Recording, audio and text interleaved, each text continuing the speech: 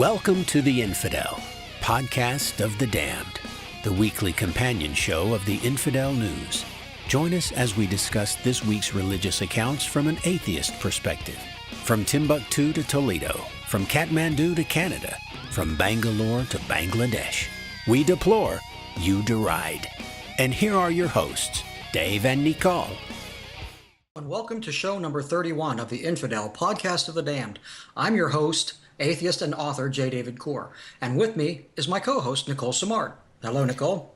The best one. Yes, it's me.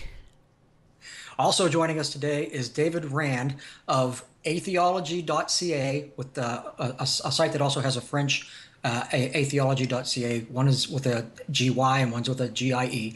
And he also blogs at davidrand.ca. So it's atheology.ca and davidrand.ca. Welcome to the show, David. Thank you, Dave. And Nicole. Thank you.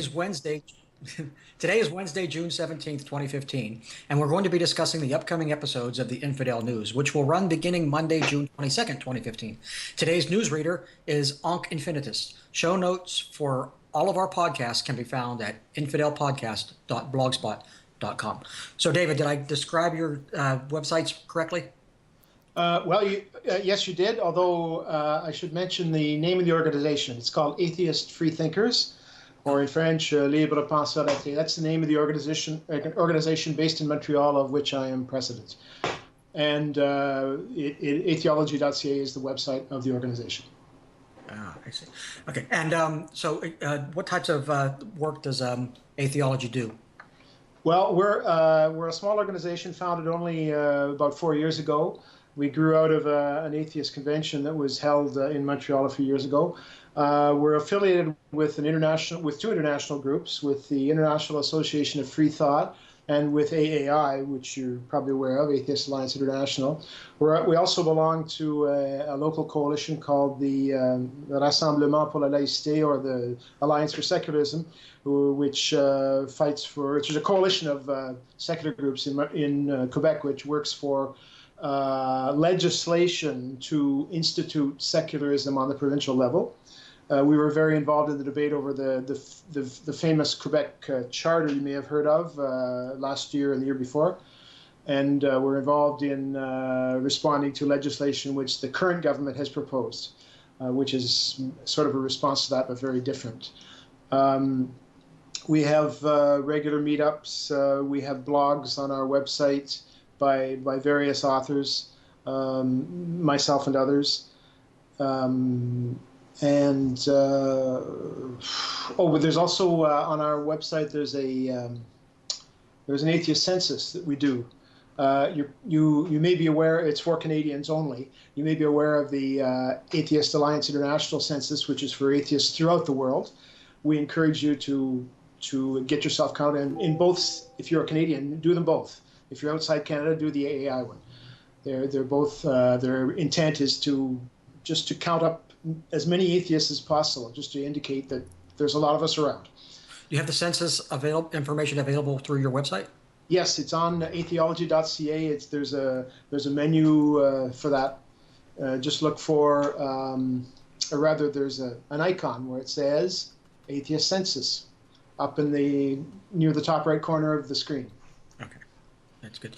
Now, you said you have meetups. The meetups are they for members, or do you welcome walk-ins? Oh, anybody can come. They're open, and they're mainly in Montreal. We have some in Gatineau, which is near Ottawa, across the river from Ottawa, and so they're open to. You don't have to be a member to come. No. And how do people find out about them? Well, they're announced on our websites and also on the meetup.com website. We have a meetup group where they're announced, and on our main website, atheology.ca, there are links to the announcements on meetup.com. And do you have a newsletter? We don't have a physical newsletter. We send out emailings from time to time. That's what I meant. Yeah, yes. That's what everybody does. Yeah. Quick question. I have a quick question about the your census. You ask about the year people were born in, their gender, their level of education completed. Why all that information? Why that information? Simply we have a bit of a profile of who is responding to the census. In other words, are atheists, according to our census, are they more highly educated or less highly educated? Are they older or younger? What is the gender? For example, so far we have many more men than women. Of course, this is not exactly scientific. The census is taken among people who themselves take the initiative to answer. So it's not statistically significant, but it is nevertheless interesting that you see certain patterns in the respondents to the census. Mm-hmm. Yeah, that's always the way it is too. It always seems that more men identify as atheists. I think there are probably just as many women who are not really believers in a specific godhead, but they tend to consider themselves more spiritual and less likely to call themselves atheists. It seems. I have a theory, but I don't know if I want to get into that at this at this time. But I just wanted to point out that if you go to the AAI census, they ask even more questions than we do. Ours is a little bit simpler. It's for example, we ask for the first three letters of the first three characters of the postal code, so that so we can identify at least the province, and it gives an idea of the distribution across the country. On the AAI census, they ask what country you're from, and so you can get an idea of the distribution of atheists across various countries. Mm-hmm. Yeah. Anytime that you have an opt-in census, it's going to be not as scientific as a census where they contact people and then break down the groups. But there's also a problem with that kind of census too, or that kind of polling rather, because it's dependent on people who are willing to answer. Yeah, there are lots of problems with all kinds of polling techniques or opt-in techniques. There are always things that compromise the quality of the data. Our census is pretty far from being scientific because it is opt-in. It's voluntary, so it's mainly an object of interest just to get an idea of where atheists are and who's visiting the websites, and Yeah. Now, some of the projects that you said that you're working with, you mentioned the legislation that was trying to be passed last year. Yes. Was that last year? Yeah. And go ahead. You started to say? It was defeated when the government of the time was defeated in April of 2014, yes. So right. They proposed that in late 2013, so almost 2 years ago. Okay, so you were campaigning against the thing, and it withered on the vine. No, we were campaigning for it because it would have instituted secularism. That's what it was. That's right. Okay. And it was very good legislation. It was not complete. There's plenty of things that it didn't do, but it formally declared the secular nature of the state. It declared church-state separation. It indicated guidelines for dealing with so-called reasonable accommodation, which in practice is religious accommodation, like when particular religious believers ask for some kind of an exception to a rule that applies to everybody else, some kind of special treatment, some kind of privilege. Mm-hmm. And it basically said, any kind of privilege must be very limited to scope and cannot compromise male-female equality and things like that, and cannot compromise other laws. There was also a dress code for civil servants while on duty, no obvious religious symbols. This was extremely controversial. I think it was extremely good. It's something that we need. It should be perfectly okay to wear whatever you want privately or even in public when you're not at work. But if you're an employee of the state, an employee of the government, whether it's a provincial government or a federal government or whatever, I think it's only reasonable that the employer can say, while you're at work, you should not be able to wear just anything. You shouldn't be able to wear an obvious symbol of your religion or an obvious symbol of your political affiliation. We wouldn't want people wearing T-shirts with swastikas or photos of Stalin on them, and that's already illegal. It's already against the rules because civil servants are not supposed to display obvious political affiliation when they're at work. And the same goes for an Islamist veil. An Islamist veil or an obvious crucifix or any other symbol of that nature, it indicates that it's the person advertising their religion, and they're basically saying that their belonging to that religion is more important than their job. Yeah, but I'm going to disagree with you a little bit because while I agree that in a lot of cases that's what it is. Like, for example, there's nothing in Christianity that says you have to wear an ichthus or a cross. There's nothing that says that. So if you are wearing one, you are promoting just the fact I'm a Christian and I want you to know it. But if you're a Sikh or if you're a Muslim or if you're a Jew, there are specific rules within the religion. For example, if you're an Orthodox Jew and you have the ringlets, you can't cut those. If you're Amish even and you have a certain type of beard, that's not just promote. That's not just what you're wearing. That's a part of the religion. So if you're telling somebody that they can't come to work with the ringlets or with the yarmulke or with the hijab or with anything like that, you're telling them that you have to choose work over it. And yes, they have the option of not working for the state, but it's basically the state saying we can't hire you because of your religious belief. So it's a little bit of a grayer area than. But first of all, I want to disagree strongly with the idea that it's legitimized by the fact that it's a requirement of the religion. Requirements of religions are arbitrary. The fact that it's required or not, I don't care. The point is the rules should apply to everyone. And you can't say that, a Muslim woman has to wear a hijab. There are people who say it's not a requirement. There's lots of people who say it's purely fundamentalist, the Islamists, and it's not in the Quran, it's not in the Hadiths, it's not a requirement. But even if it were, it doesn't matter. It's not up to the state to say, oh, that's a real Muslim requirement or a real secret requirement. The point is they need to adopt rules for everyone and apply them. And religions change their rules all the time. If there's a problem wearing a certain symbol, well, then the religion can simply adapt the symbol so that it's small and unobtrusive and doesn't stick out so much in order to adapt, in order to accommodate themselves to a secular work environment. Religions modify their so-called requirements all the time. And in my opinion, there is no such thing as a religious requirement. They are all choices. People choose to display the things that they say are required because they choose to comply with what they think is required.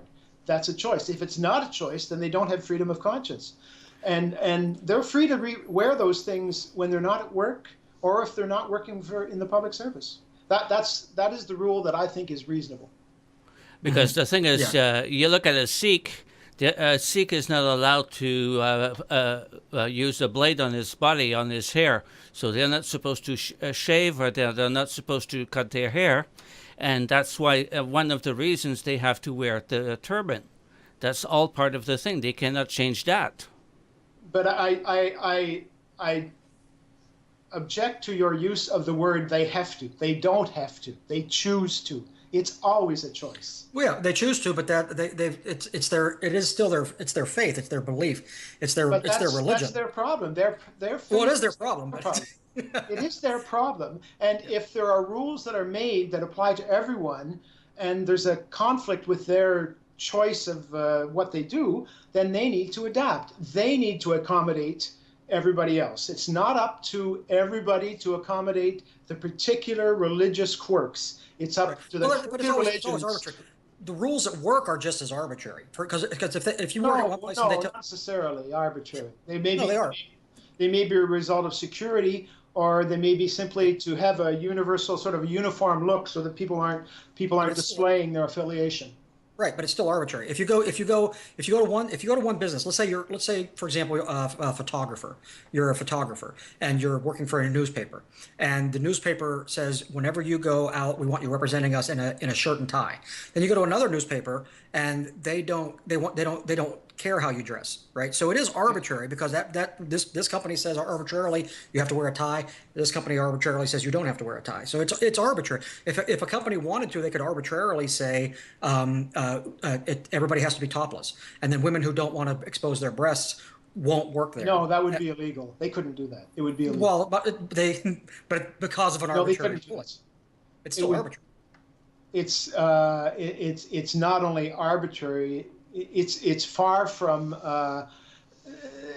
When you say some employers require a suit and others don't, that is a degree of flexibility within a very limited range. When you're talking about going topless, you're going like way off into left field, which is something very different. Yeah, and it's illegal, so it would not be allowed. Well, it was a reductio ad absurdum example, but it was just to point out that it's an arbitrary. That all uniform decisions from a company are basically going to be arbitrary. Well, there are some companies that are going to say you have to cover tattoos, and others that say you don't. Well, I'm talking about what the state decides for its employees, and the uniformity is the aim of the uniformity is simply uniformity. That is the neutrality of the people who represent the state. So they're not promoting another message besides the fact of doing their job. That's while they're at work, they should be doing their job and not displaying, oh, I'm a devout Muslim or I'm a devout Christian. That is not relevant to their job and simply should not be displayed. And then they can put their crucifix on at the end of the day when they leave the office or whatever, when they leave their place of work. It's a very simple, I think, reasonable rule, and the reaction to it was extremely over the top. The reaction, people such as myself who support this idea were accused of being racist and xenophobic and Islamophobic, and also, and it got to the point of defamation, and and it's just ridiculous. It's already, for example, if you think that anything goes, then you can have no objection to somebody wearing a Nazi swastika when they work at the motor vehicle counter. You know, I mean, these are simple, reasonable rules, and religions do not deserve the privilege of having an exception to them.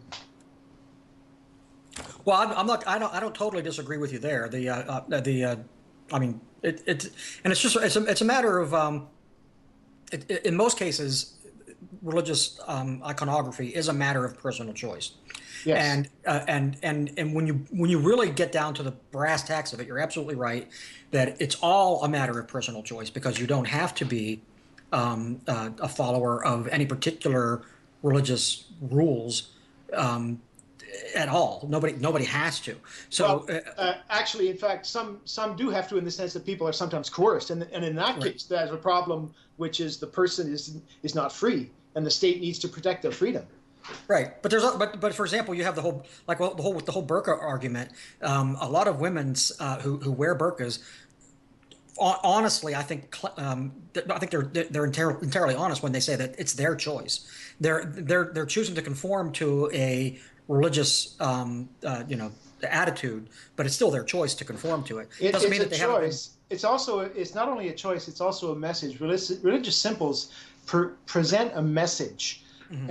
And what the message is my religion is good, or I'm a better person because of my religion, or I'm more pure. In particular, the Islamist veil presents an image of so-called purity, which says women who do not wear the veil are not as pure as me. It really is a bad message, and it means that the veil is particularly insidious in education, especially when there's small children involved.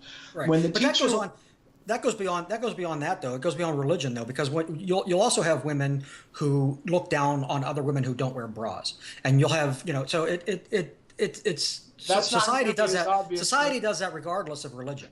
No, that's a minor point compared to the very ostentatious symbol of an Islamist veil. It's extremely obvious. I mean, is a 6-year-old child really going to care if their teacher is wearing a bra or not? They may not even notice, but they're going to notice if there's a veil. And if they ask them, why are you wearing the veil? The answer often is something like, well, I feel more pure. I feel more like a better person. I'm more devout. And what that means is that if somebody who doesn't wear a veil, a woman who doesn't wear a veil, is not as pure, is not as good a person. Yeah, that's the they could also answer the question by saying it's tradition in my religion and it makes me feel closer to my heritage, and that there would be nothing wrong with that answer, and it wouldn't be judgmental. It would just be a statement. It would be a factual statement, and it would be an honest statement, and it would be a fair statement. Well, they might say that, and that's better than talking about purity, but often they do talk about purity. That is the ultimate message. I mean, that is the point of the veil. Mm-hmm. The point of the veil is that women are temptation for men. Oh, yeah, absolutely. And the point of it is that women are responsible for the sexual excesses of men. If a woman gets raped and she wasn't wearing a veil, she deserved it. That's the idea behind it. Now, if the woman says what you just said, then that's an improvement. But nevertheless, there's the children are going to get the message in general, maybe not from that particular woman, but they're going to get the message that there's something better about wearing a veil, or is there something different or unclean about not wearing a veil? I mean, that's the message that the collectivity puts forward. That's the message which the Islamist community puts forward. The fundamentalists, that's what they say, and that's going to be part of the message the child receives. And at any rate, even if they only receive the less serious message that it's just tradition, well, you can take your veil off while you're at work, and you can put it back on later if you want to be. You can be part of your tradition when you're not on the job. Right. Nobody's stopping you from that. Right. Yeah. Well, I don't. Like I said, I don't totally disagree with you. A lot of what I've been saying, I'm sort of playing devil's advocate to get the keep the discussion going. But keep me talking. Yeah. But yeah, I personally don't care if somebody wants to wear a cross or a at work, anywhere. It doesn't matter to me. To me, that's their personal decision, and I don't think that we necessarily need laws that restrict any religious expression. I don't as far as like individual religious expression. I think we definitely need laws that prevent an entire organization. For example, you don't want to cross on the courthouse because that says that this is a Catholic or a Christian courthouse. Okay, but we're dealing with more than individuals here. I mean, when I see like one or two people wearing a crucifix or wearing a veil or even a niqab, it doesn't bother me very much either. But if I see a large number, then it's becoming a movement and it's dangerous. And Islamism is an international fascist movement, and the niqab and the burqa are flags of that movement. They are every bit as bad as the Nazi swastika. The movement, Islamism, is every bit as dangerous as Nazism. Its principles are extremely retrograde. They're misogynistic, anti-gay, anti-modern, anti-secular. They want to go back to the early Middle Ages. Sharia law is terrible. And so one way of keeping this movement at bay is simply to say, okay, wear what you want when you're on your own time, but not on the job if your job is in the public service, working for the government. When you're I want to be very careful here about what we're saying. You're not saying that Muslims are unilaterally Islamists. I'm saying that Islamists, which Islamism is a political movement based on Islam, which is it's roughly equivalent to fundamentalist. It's a form of fundamentalist Islam, but right. I'm sure there are probably fundamentalists who can't be called Islamists. It's complicated, but Islamism, I mean the ideological, political religious movement. It's a political movement based on a religion, and that movement is fascistic, and it's very similar to Nazism. Okay. For example, the Muslim Brotherhood was very tightly associated with the Nazis during the Second World War. That's well documented. It's part of history, and their ideologies are very similar. They both wanted to exterminate the Jews, and they continue to say the most ridiculous things about Jews. I mean, I can understand being resentful for, fundamentalists, Jews who are, taking over the property that belonged to Palestinians. That I understand.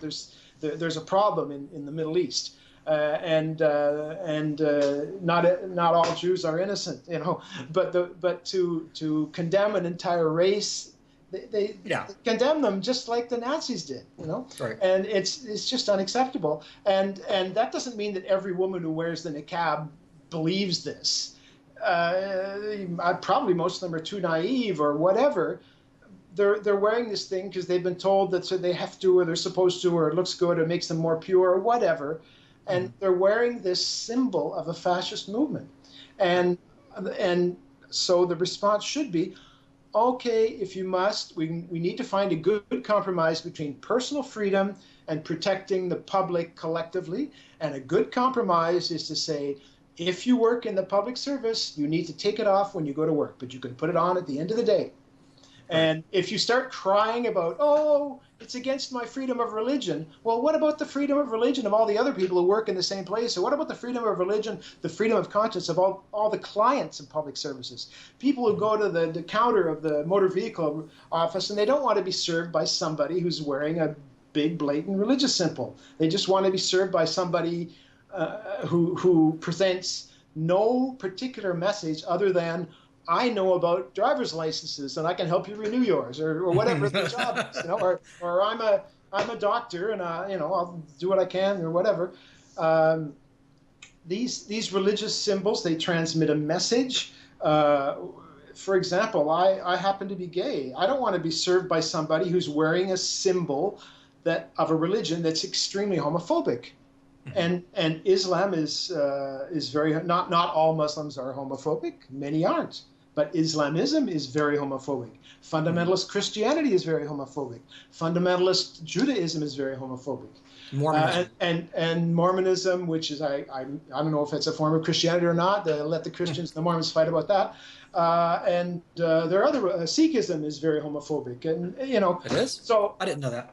Apparently, there was I understand that when Canada adopted gay marriage about 10 years ago, there was a directive that came all the way from some Sikh leader in the Punjab, directing Sikhs in Canada to do whatever they could to fight against this. And fortunately, but the point is, there are fundamentalists in most of these religions, or mainly in the monotheisms. Right. I tend to think that monotheism is worse than other religions, but that's controversial. It's interesting. Well, but today, like most people who are, for example, polytheist or pagan, neo-pagan, whatever, they tend to be more liberal anyway.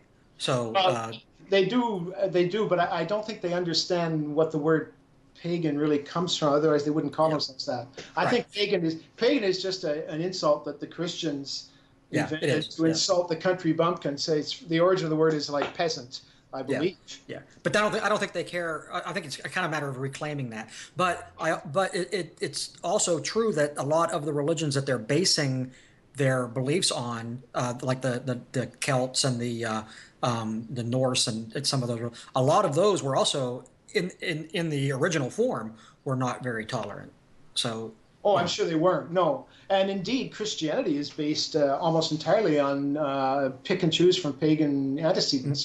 Right. You take a smorgasbord of pagan religions, you pick a little bit from here and there, and you build Christianity. And that may be why it worked so well, as they picked a lot of pieces that people liked and they put them together into a nice pie that was delicious. The people that was good marketing, apparently.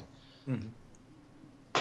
Well, let's go ahead and start watching the news articles, and this will actually carry over pretty well from the conversation that we've already started having. Okay.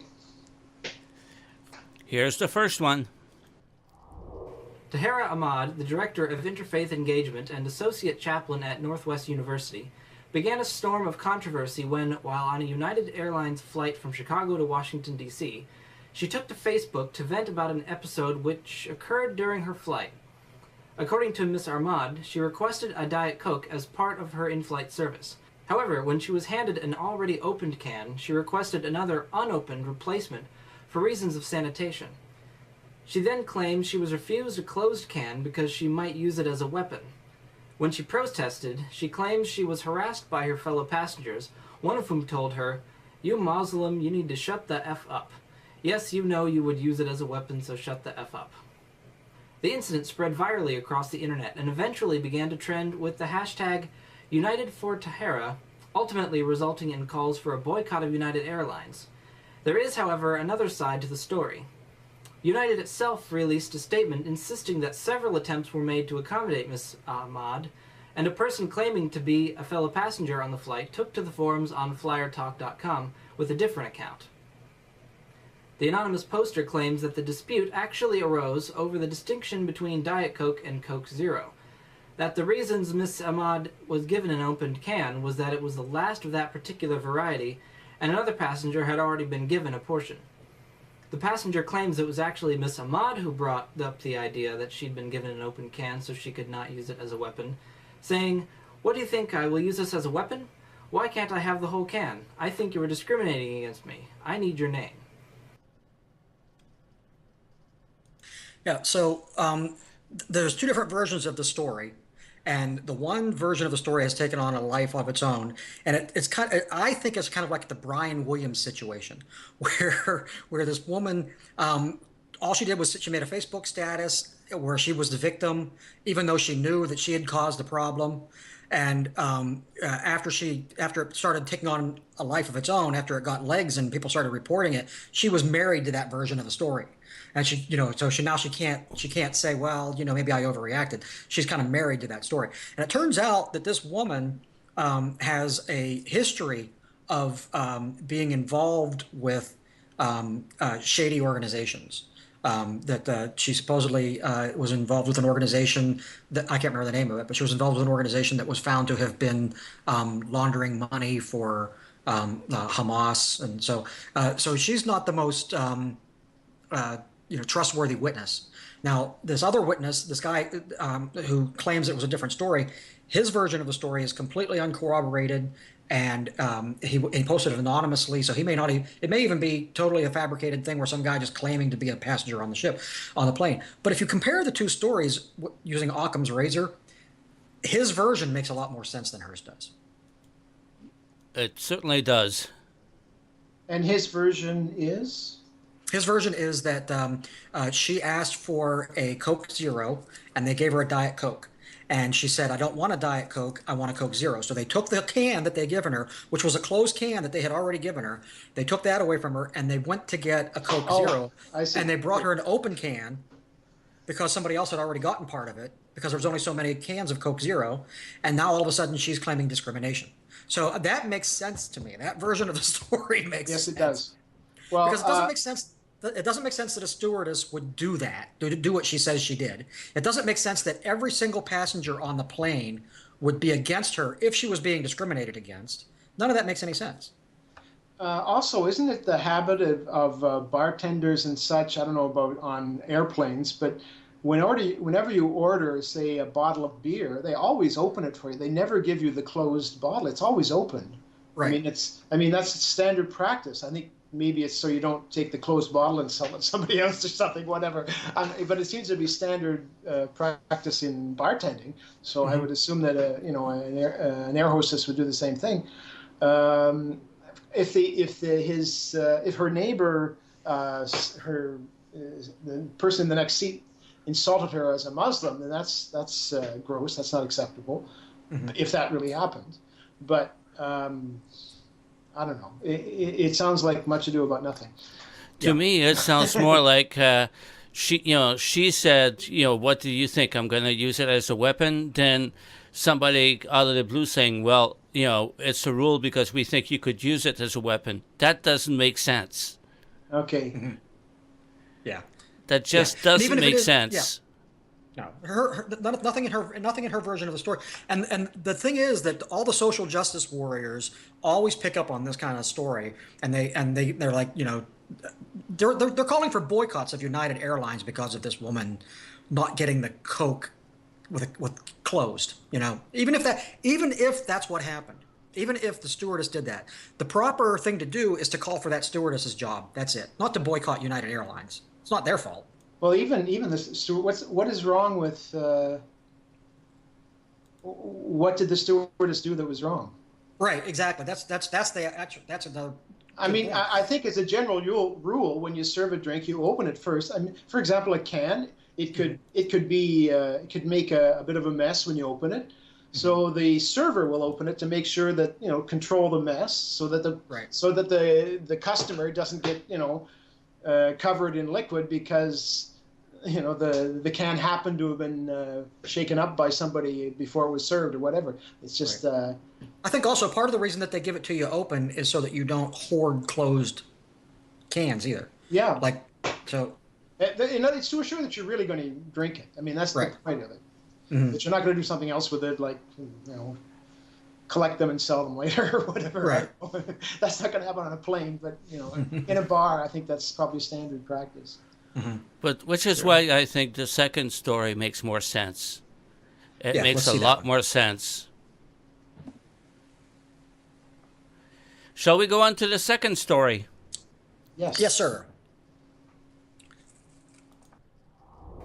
A recent New York Times article by Suzanne Daly and Alyssa J. Rubin examined the effect that France's headscarf ban has had on anti-Muslim bigotry. When France passed its first head covering ban in 2004, veils in public elementary and secondary schools were barred. Then, in 2011, a second law banned full face veils. Muslim women offer anecdotal evidence claiming they have been spat on, that they have been denied access to their own children's schools, and that at least one discount chain store routinely stops religiously veiled women for searches. However, not all the evidence was anecdotal. Documented cases include a pregnant Toulouse woman who was assaulted by a teen who called her a dirty Muslim as he beat her. Watchdog group the National Observatory Against Islamophobia offers statistics that 80% of the anti-Muslim violent acts in the last 2 years were directed at mostly veiled women. But perhaps the most damning argument for the failure of the veil bans is this quote from the article. Some critics argue the head covering ban also plays into the hands of Islamists who are eager to drive a deeper wedge between Muslims and non-Muslims in the West.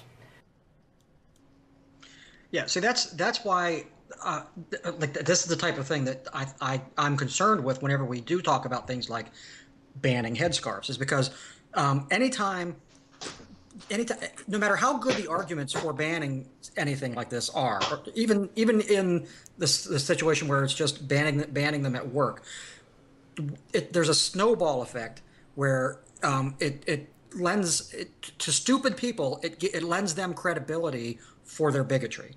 And I think what it does is it gives Islamists an excuse to whine about the law and to exaggerate what few cases there are. Mm-hmm. First of all, I want to point out that the law that was proposed in Quebec and which we discussed a few minutes ago didn't go nearly as far as what they have in France. Yeah, right. What they have in France is, maybe it's a good idea, maybe not, but they banned the full veil everywhere, like the veil that covers everything except the eyes. I believe it's banned everywhere. And they banned also the sort of ordinary veil hijab for students, neither of which were part of the Quebec legislation that was so criticized. But, I think that banning the veil for students is actually a good idea. I'm not so crazy about the idea of banning like everywhere as they did for the full veil, because people need to have their own freedom in their own private lives. But in a school situation, if young girls are being coerced by their parents or relatives to wear the veil, it's good to have a rule where it said, oh, no, I can't wear the veil, and they have to obey the rule, and they're free from that. And it sets up a space of freedom. And of course the Islamists are going to complain about it. Yeah, but it's not. It goes the other way too, though, because you've got the people who are being told they have to wear it, and it gives them an excuse not to. But you also have the people who want to, and then are being told that they can't. So I mean, both groups do exist, and so both groups do exist. But we're on the side of it's more important to protect those who want not to wear it, because the people who want to wear it, they can wear it outside of school still. Mm-hmm. And they're total freedom. Yeah, the people who don't want to wear it are still going to be forced to wear it outside of school too. So it only offers them a limited sanctuary. It means that school is a sanctuary, exactly, and that's an extremely important thing. That's what public schools are supposed to be. They're supposed to be a place of universal learning, of universal values that apply to everyone, and you don't distinguish between people from different religious or ethnic backgrounds. And that is the great thing about public education, and that's why banning even among students may be a good thing, although the Quebec legislation did not go that far. Okay, well, in the third story, we're going to see that in the United States, everything's headed in the exact opposite direction from where you're Yes, I'm aware of that, and that's a very bad thing, and there's reasons for that. So let's go ahead and do the third story. Okay, actually, before we do, I wanted to mention that in an Islamic country like Morocco, for example, the headscarf is not encouraged by governmental institutions and is generally frowned upon by urban, middle, and higher class people. So.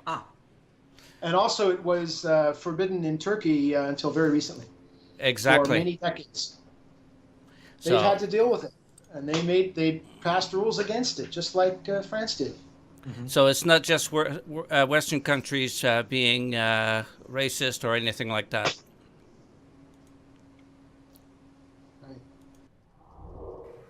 A Muslim woman, Samantha Ilauf, has won a Supreme Court victory over Abercrombie and Fitch, who refused to hire her, she claims, because she wore a headscarf required by her religion to her interview.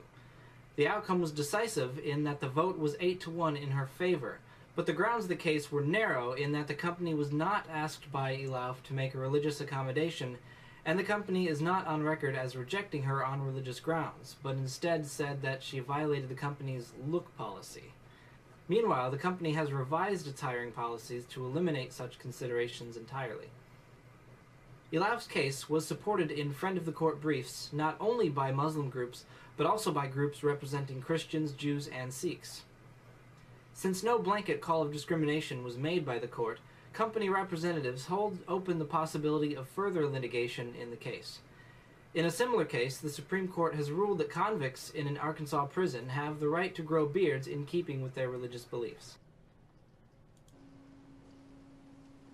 Yeah. Now, see, in that case, she was applying for a job, and Abercrombie and Fitch, which actually did have a dress policy where you had to be topless, but only for men. Okay. Abercrombie and Fitch used to have. They would hire young athletic men to wear nothing but jeans and stand outside the stores and try to get young women to come in to shop.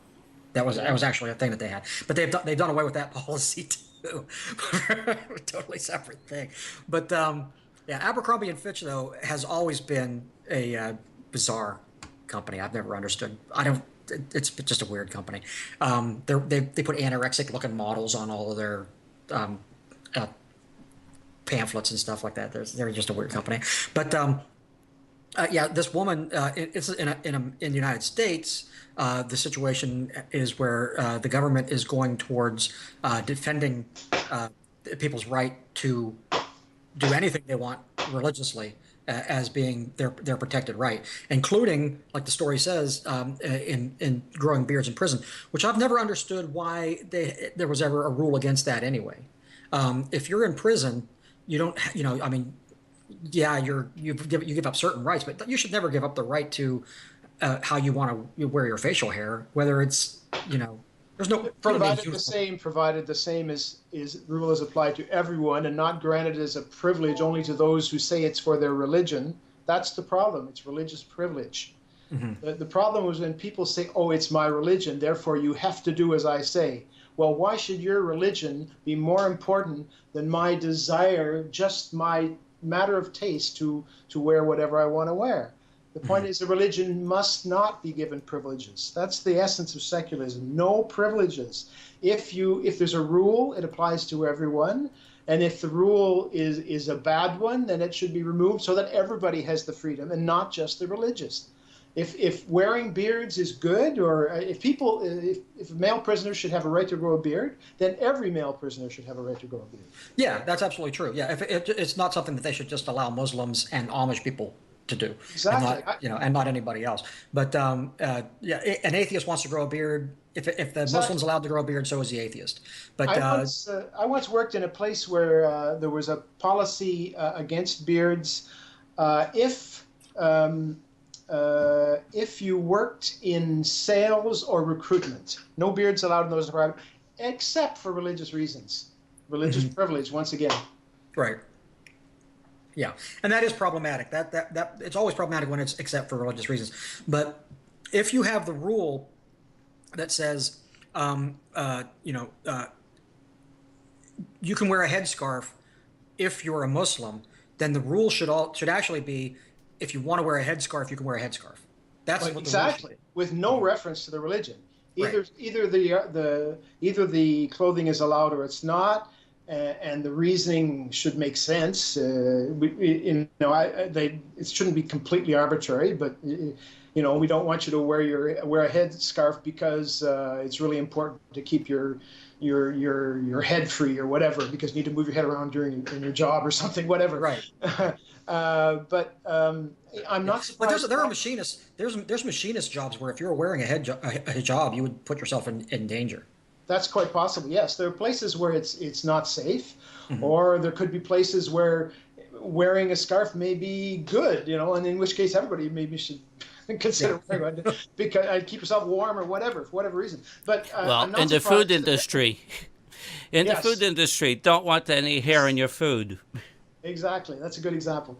But I'm not surprised that Christians and Jewish groups and I think you said Sikhs supported the suit of this Muslim woman, because it's a matter of religious privilege, and all these religious groups want their religious privilege at the expense of everybody else who is either an atheist or otherwise a non-believer or a non-practicing believer.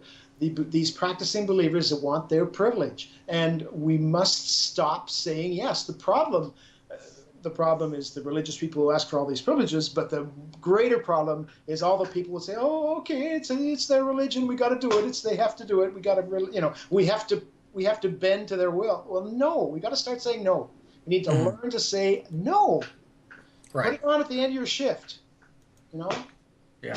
Well, Dan, you have a point. I can't argue that. Yeah. So let's go ahead and look at the Christian glitches for today, and then okay. What's that? It's a doozy coming from our dear friend, the old standard, Brian Fisher. So here's the only reason you need to know to believe that this was a good deal today and a winnable war moment is what this bill would have accomplished. And what I'm referring to here is that President Obama has appointed no less than 7, count them, 7 openly homosexual and intersex, that's the I, LGBTQ for queer, and I mean they're going to use all the letters of the alphabet here before we're long. It's going to be a Sesame Street special before we're done. But they're specifically including intersex, whatever in the world that means. I don't even know what that means, but they're included in this. But the goal here was to use Obama trade as a major tool to export sexual deviancy to the world.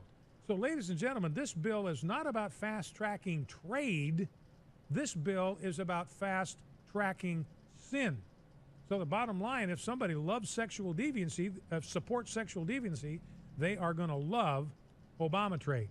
But if we oppose sexual deviancy, then we want to insist that, well, it's too late. I mean, the vote is in, so it's done, it is done. But we ought to be critical of any congressman who voted for this thing as a morally dangerous bill And we know that from the letter that these homosexual ambassadors themselves posted on the White House website. So again, this trade bill, not about fast-tracking trade. It's about fast-tracking sin, about fast-tracking sexual deviancy. And so there he goes again about, sexual deviancy. Yeah, but he's talking. He's talking about the Trans-Pacific Partnership. Right. Yeah, which they were trying to fast track through Congress, and actually that bill was killed by liberals. That bill wasn't even killed by conservatives. It was liberals who killed that bill because they didn't like the idea that it was being fast tracked, that they were trying to do it on the QT. And so it was Elizabeth Warren and Bernie Sanders. They're the ones that killed that. It had very little to do with the right wing killing it, and it had nothing to do with sexual deviancy as far as why it was snuffed out. But I don't even understand what was his point. How does he get to that? How does he get that the trade bill had anything to do with quote unquote sexual deviancy? It's because something like 6 people had been hired to promote the TPP, across the world in different countries, a bit like ambassadors. So the ambassador, 6 people who had been hired to be like those ambassadors for the TPP were actually gay people, and so because Obama had hired gay people, that was to promote. The whole process. The whole purpose of the process was to promote sexual deviancy. So does that mean that every time a heterosexual person is hired to be a spokesperson that they're promoting heterosexuality, even if they're talking about global warming? Well, actually, in a way, yes. What I mean is, what he's objecting to is that Christians like him have lost the privilege of being as bigoted as they used to be able to be. And now there are anti-discrimination laws, and sometimes there are openly gay people or openly transgender or whatever in positions of responsibility, and they hate that. They want everybody, they want all the old discrimination to come back so that the only image you see is a heterosexual one, and that's all they want to see. That actually makes sense. Yeah, and also, it's once again, it's whining about loss of privilege, the privilege they had of being able to discriminate against people they don't like for religious reasons, and they don't like godless homosexuals like myself, and they don't like transgender people because they get confused. They don't. I think did he mention intersex? Yeah. Yeah. What is intersex? I think that just means somebody who's hermaphroditic or who is neither completely male nor completely female. Maybe their genitalia are not fully formed in one direction or the other. So that, I think that's what it means. I'm not sure, but I mean it's part of human sexual diversity. That kind of human being. There are people who are not easily classified as male or female. And that's really confusing for small minds like his, and he gets upset about it. But also he mentions the question of morality, and this is really important. Whenever you're dealing with religion, morality is so important. He's claiming that to be gay is immoral. Right. But the point is, he is a grossly immoral person because he promotes discrimination against people for no valid reason. He's a grossly immoral person, and there is more morality in human rights legislation, in the United Nations Declaration of Human Rights, or what it is, a very moral document, far more moral than just about anything you're going to find in the Bible, certainly more than the 10 Commandments. So modern morality has evolved into better things, and male-female equality is the moral thing to do. Not discriminating against people because of their race is the moral thing to do. Not discriminating against gays or transgender people is the moral thing to do. And he is a grossly immoral person because of his religion. and he's upset because he no longer has the privilege of expressing his immorality as much as before. There's a bit of a resistance to his immoral practices now, and that angers him. Right. But you see, they don't that's see it as why immoral. I call it Christian glitches, because it's a complete warped logic. It's an example of complete warped logic here. The guy he cannot bring up a proper point that makes sense against homosexuals. So what does he do? He comes up with some convoluted thing that makes absolutely zero sense.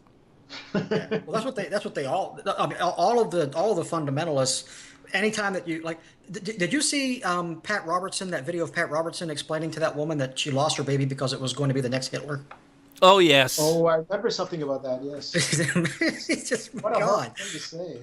I know, but it's the other. It's a variation of the argument from the other position, because you always hear them saying,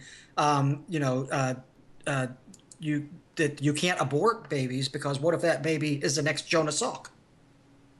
Yeah. So but when God does it, it's because it was going to be the next Hitler. That makes no, and then he actually ends that thing by saying, or maybe the baby was just going to have to live a terrible life, and this saved it from that because God knows all things, which is just it's all just making up bullshit as you go, because there's no logic to it. It's just that he happened to pick the negative bullshit rather than the positive bullshit, which they normally do. It reminds me of that famous Monty Python song you're probably familiar with, where how Christians tend to say that all the wonderful things in life come from God, wonderful, beautiful sunsets and the joys of nature and love and friendship and all that. Well, the song, I forget the title of it, but it's all about all the horrible things in life, all the virulent diseases and the natural disasters and the most repugnant thing. God did them all too. And, if God's responsible for the good stuff, he's responsible for the bad. Mm-hmm. He, she, or it. He, she, or it. Yeah, except for homosexuality, which is a choice. Well, I'm not sure what the most recent science is, but I don't think it's a choice. No, it's not a choice. Yeah. I don't. Yeah. There's a nature versus nurture argument, but even that has nothing. It wouldn't be choice. Maybe it was a choice I made when I was 3 days old and I've forgotten. I don't know. Yeah. But why would I? I can't remember any choice. It just worked out. Well, I don't way. remember. I don't remember choosing to be straight. I don't remember when I made that know. choice. We don't know. A lot of the science is not well developed, but. Right. But the thing about that they never seem to understand is the only person who would choose to be straight is a person who wants to be gay. You know what I mean? The only person who would choose to be straight? Sorry? Yeah, you would only choose being straight if you had inclinations to be gay. And you are scared. That's what you mean. Yes, yeah. Well, homophobia being so strong and being what it is, that of course nobody's going to choose to be gay right. if they really had a choice. But even if it were a choice, so what? So even if being gay were a choice, what's wrong? It's like, it doesn't affect them. Who cares? It helps to reduce the population growth, and maybe that's a good thing. Yeah. And I've heard of evolutionary theories, or the evolutionary explanations where having a large minority of gay people gives a pool of resources for helping to raise children better, with fewer children but better cared for, because there are more adults to help, like in a village or whatever. I don't know. Well, there was actually a study where they stressed communities of mice. And the more stress there was on the community of mice, the larger the percentage of homosexuality within that community, because it focused resources better. Okay. So there were less offspring, less resources were needed. Right. Okay. And the offspring that were born, there was more care for the offspring. So so if the mother died, because of malnutrition or whatever, somebody else would take care of the baby. So God made homosexuals to help raise children. Right. Exactly. Yeah. whatever. At any rate, this guy, this nutbar you just showed us, really doesn't have a clue, as you said. Brian Fisher. He's been on a couple of times. He never makes any sense. He's he took over for Ray Comfort basically as far as being a nutbar. People used to talk, it used to be you would see Ray Comfort out there all the time. Ray Comfort kind of doesn't. He's still there and he still says things that are stupid every now and then, like he defended the Duggar kid, but. For the most part, you don't hear from him anymore. You hear from Brian Fisher all the time. Brian Fisher is just this out there crazy lunatic. Okay. But, yeah. But anyway, so that's all of our stories. And tell us a little bit more about your organization, as some of the other things that you're involved with before we sign off. Well, I would like to mention the latest developments in terms of provincial legislation here in Quebec. The current government, which is the Liberal Party, which defeated the previous PQ government, which proposed the charter, which was not passed, which was so controversial. They proposed legislation to deal with religious accommodation and to deal with radicalization. It's sort of their response to the same issue, but it's very inadequate, and they would ban only the niqab and the burqa in the public service, and so they would even allow the chador, which is something that covers the face and covers the body entirely except for the oval around the face, and they wouldn't deal with municipalities, it wouldn't deal with schools. But another disturbing thing is that they're tightening up human rights legislation to add hate speech provisions at the same time, and they're claiming that radicalization is caused by Islamophobia, which is simply not supported.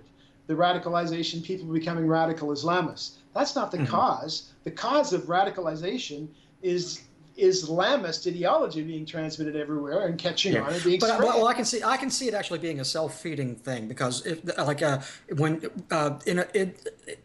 said, I'm in the United States, and in the United States prior to 2001, it was pretty nobody cared of generally speaking, nobody cared if people were Muslim or not, and it was nobody gave.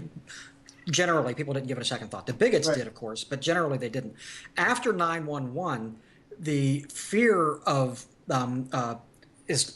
Muslims spread to even people who had been previously tolerant, and so it became a thing where you heard more hatred and vitriol, and so what ends up happening is the Muslims bunker down and they become more cloistered because they're afraid of the bigotry.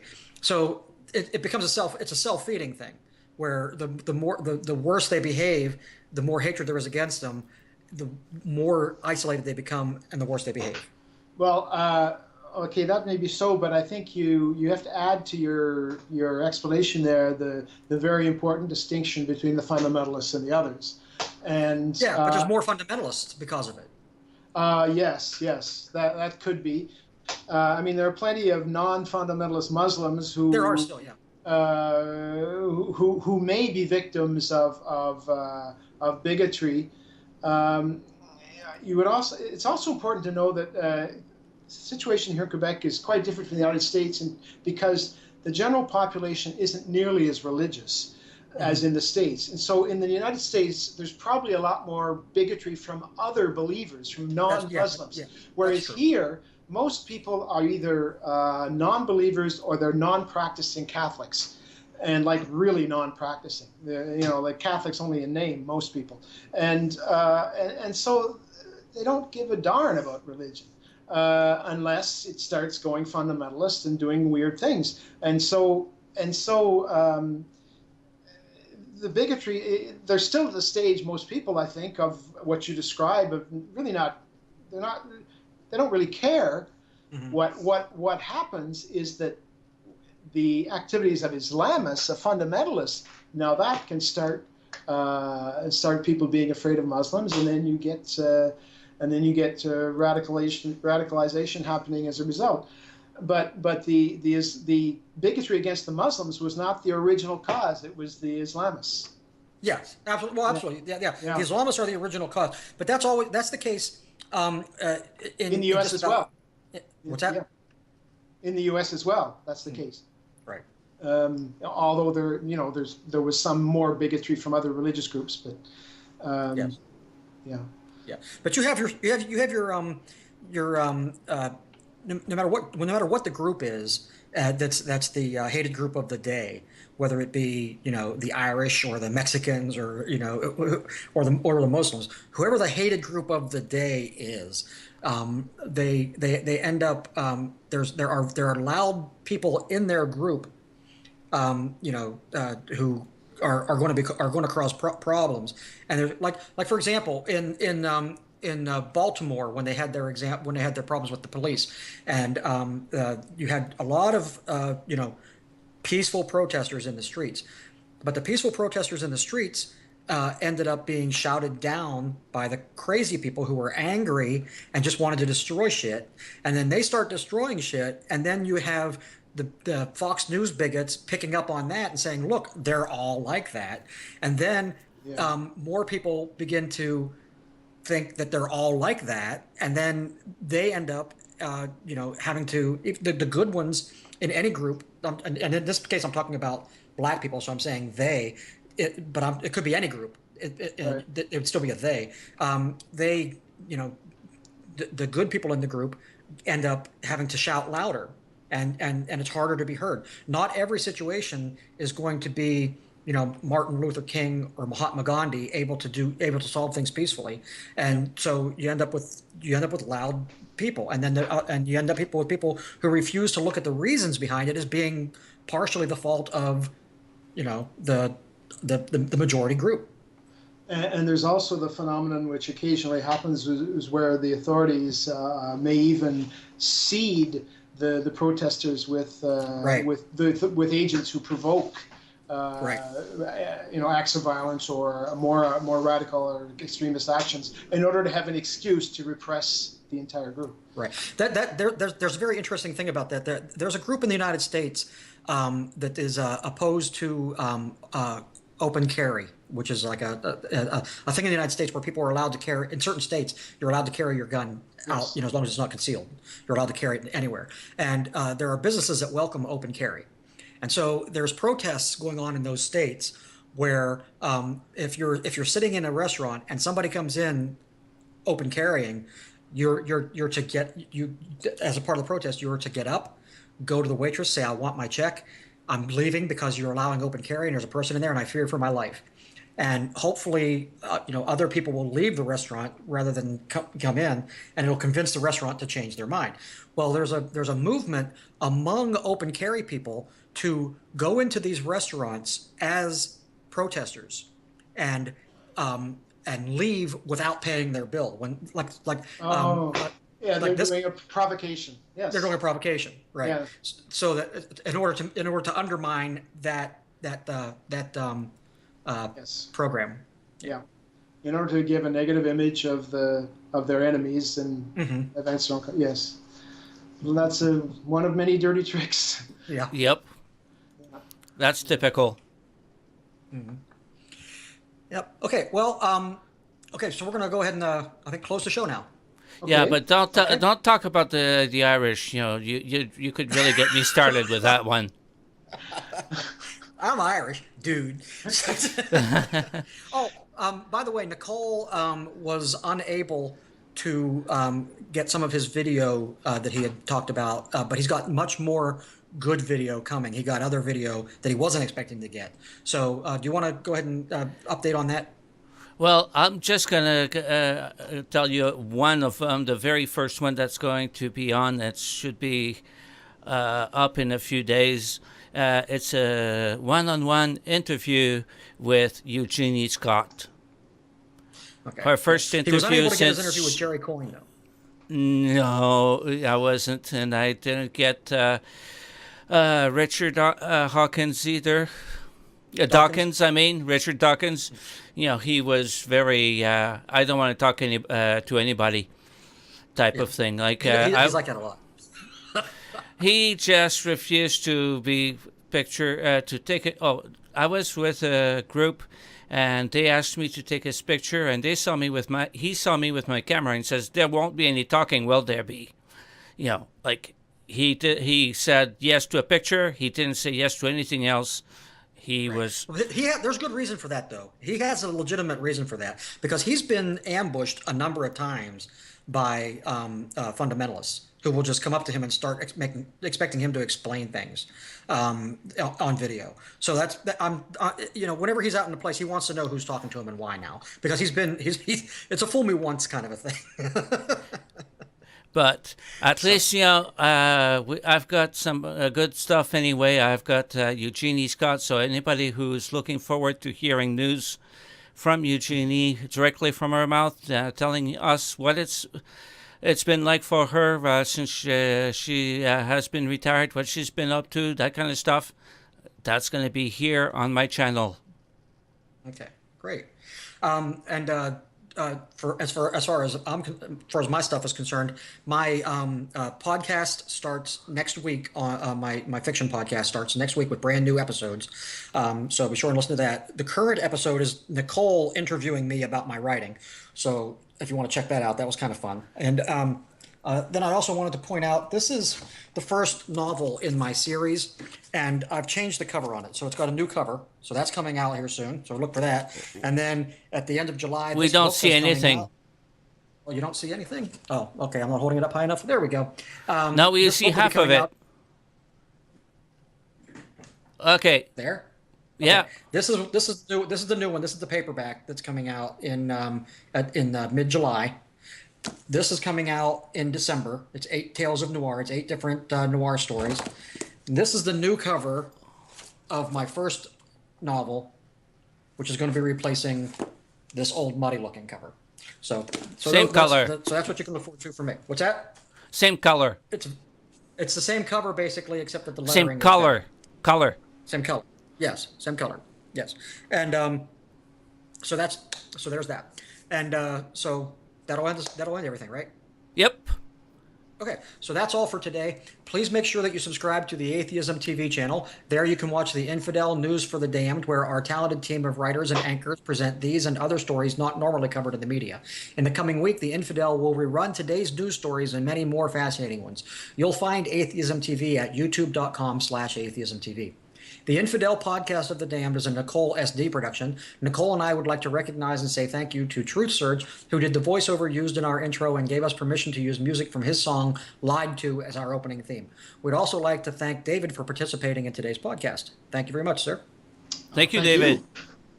Nicole's channel is Nicole SD and can be found at youtube.com/NICOLSD. I am Gamut Man on YouTube, at Gamut Man on Twitter, and my blog and information on my books, including my nonfiction title, Believe It You Know an Atheist, as well as my mystery novels featuring the atheist detective Lupa Schwartz, can be accessed at tinyurl.com/lupalanding. While there, you can sign up to receive my newsletter. Signing up also entitles you to choose one free ebook title from my collection of 99-cent novellas.